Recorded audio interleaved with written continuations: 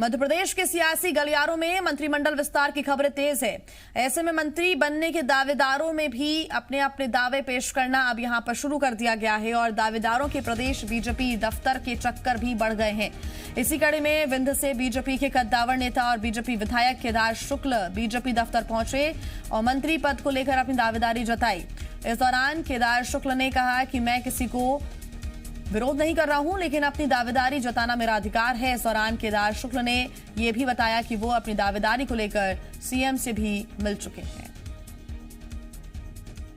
मेरी दावेदारी भी है और विंध्य को अच्छा मौका मिलना चाहिए क्योंकि विंध्य ने पर्याप्त विधायक दिए हैं और इस नाते विंध्य का हक है और उम्मीद है कि विंध्य को उसका हक मिलेगा। भारतीय जनता पार्टी जिसको उचित समझेगी उसको हम प्रतिनिधित्व देगी। मगर दावेदारी हमारी भी है। अभी बात रखी आपने शिवराज जी से? सबसे सभी नेताओं से मुलाकात की, सारे प्रमुख लोगों से, सारे प्रमुख। और ज्यादा जानकारी के साथ जी मीडिया संवाददाता विवेक हमारे साथ जुड़ गए हैं। विवेक, पहले से ही बीजेपी के सामने एक बड़ी चुनौती है सभी को संतुष्ट करना और अब बीजेपी के विधायक केदार शुक्ल भी प्रदेश दफ्तर पहुंच गए अपनी दावेदारी पेश करने के लिए, क्या जानकारी है? जी हाँ, सबसे बड़ी बात यह है कि विंध्य वो क्षेत्र है जहां से बीजेपी को इस बार सबसे ज्यादा सीटें मिली है और भले ही कांग्रेस की सरकार विधानसभा चुनाव के बाद बनी हो, लेकिन विंध्य एक ऐसा क्षेत्र था जहां से कांग्रेस का सफाया हो गया था और कद्दावर नेता कांग्रेस के वहां पर हार का सामना करना पड़ा था उन लोगों को, चाहे वो अजय सिंह हो या तमाम नेता हो। ऐसी स्थिति में विंध्य के बीजेपी के विधायकों को लगता है कि वहां से अब प्रतिनिधित्व बढ़ना चाहिए।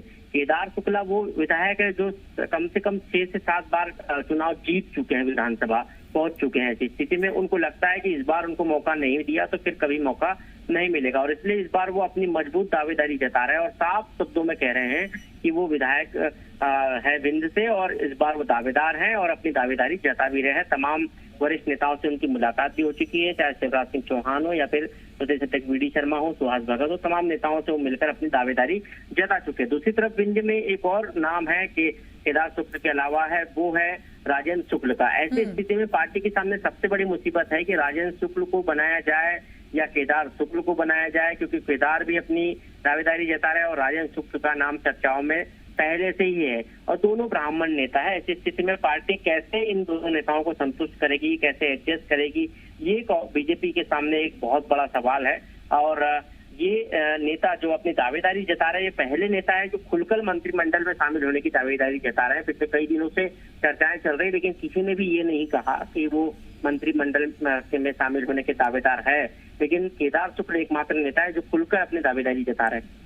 बिल्कुल विवेक, बहुत धन्यवाद आपका तमाम जानकारी के लिए। तो जैसे जैसे बीजेपी दफ्तर में विधायकों के नेताओं के चक्कर बढ़ रहे हैं, वैसे वैसे बीजेपी के सामने मुश्किलें भी बढ़ रही हैं, मुसीबतें भी बढ़ रही हैं।